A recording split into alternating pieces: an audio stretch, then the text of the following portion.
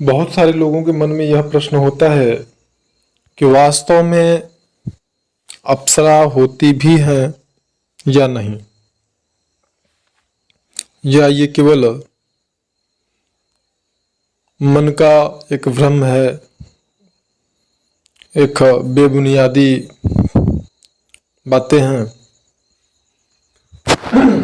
तो वास्तव में इसका प्रमाण क्या है कि अप्सराएं होती हैं। जिस प्रकार से बहुत सारी शक्तियों के या बहुत सारे जो कर्म हैं सनातन संस्कृति में, उनके प्रमाण शास्त्र हैं, वेद हैं, उपनिषद हैं, ग्रंथ हैं। बहुत सारे अलग अलग धर्मों के अलग अलग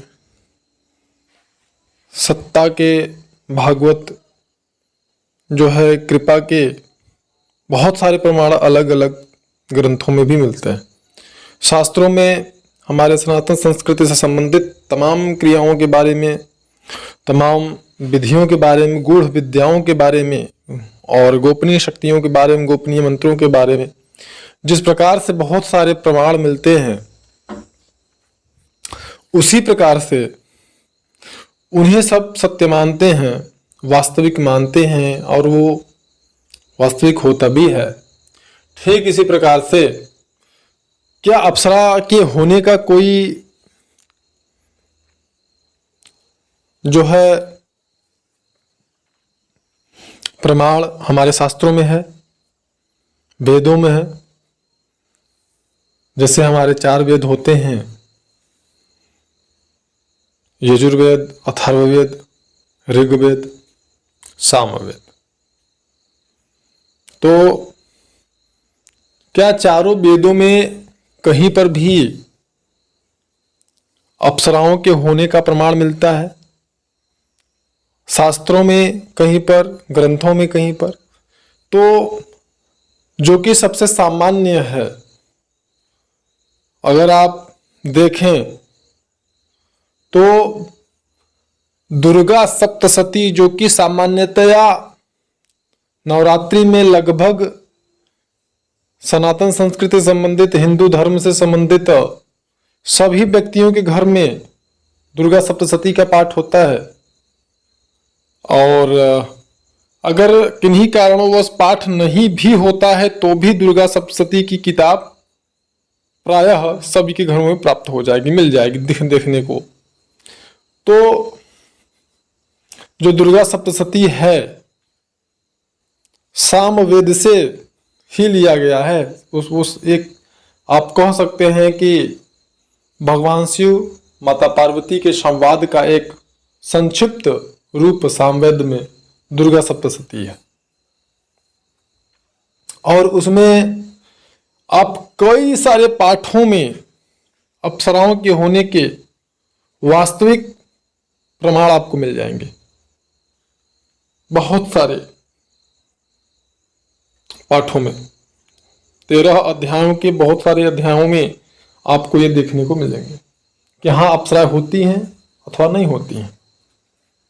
और दुर्गा सप्तशती को झुठलाना, स्वयं के वजूद पर प्रश्न चिन्ह लगाना, सनातन संस्कृति के वजूद पर प्रश्न चिन्ह लगाना हो सकता है।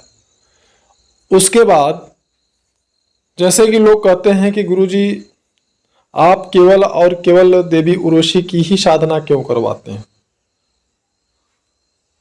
तो और जहां तक कि उर्वशी देवी के वजूद का सवाल है, तो उन्हें भगवान विष्णु ने अपने नर नारायण रूप में इंद्र के द्वारा बहुत सारी अप्सराओं को जब भेजा गया उनके तपस्या को भंग करने के लिए, तो उन्होंने उर्वशी को अपने जंघे के उर भाग यानी सामने के भाग से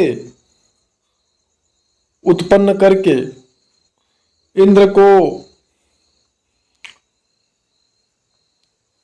प्रदान कर दिया था। और ये बता दिया था कि हमारे तपस्या करने का लक्ष्य भौतिक सुखों का भोग नहीं है। तो देवी उर्वशी का जो वजूद है वह स्वयं परम ब्रह्म परमेश्वर से जुड़ा हुआ है।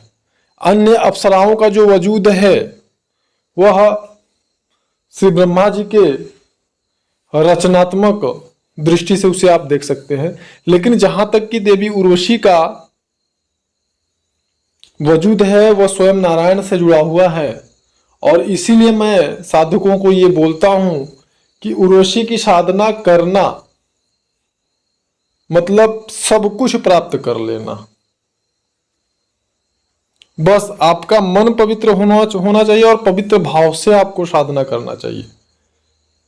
जो जिस प्रकार से अलग अलग अप्सराओं के अलग अलग विशेषताएं होती हैं, सबको वो अलग अलग अप्सराएं इसलिए वो लोग साधना करते हैं। जैसे तिलोत्तमा हो गई, रंभा हो गई, मेनका हो गई, नाभदर्शना इत्यादि जो भी हैं, उनके अलग अलग जो है अपनी विशेषताएं होती हैं और वो अपनी विशेषताओं के लिए ही जो है जानी जाती हैं। लेकिन जहां तक कि देवी उर्वशी की बात है तो सारी अप्सराएं मिलकर के जो वो कर सकती हैं वो अकेली देवी उर्वशी कर सकती हैं। और साधक को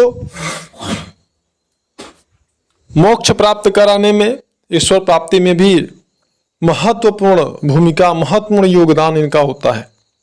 एक मार्गदर्शक की तरह यह आपका मार्गदर्शन करती हैं आध्यात्मिक मार्ग पर। तो आप इनकी साधना करके ईश्वर प्राप्ति तक जा सकते हैं, जो कि प्रत्येक साधक, चाहे वो किसी भी योग का, भक्ति योग, ज्ञान योग, ध्यान योग, किसी भी योग का हो, हर साधक का, हर जो है योगी का यह लक्ष्य होता है ईश्वर प्राप्ति। तो वहां तक ये आपको पहुंचा सकती है।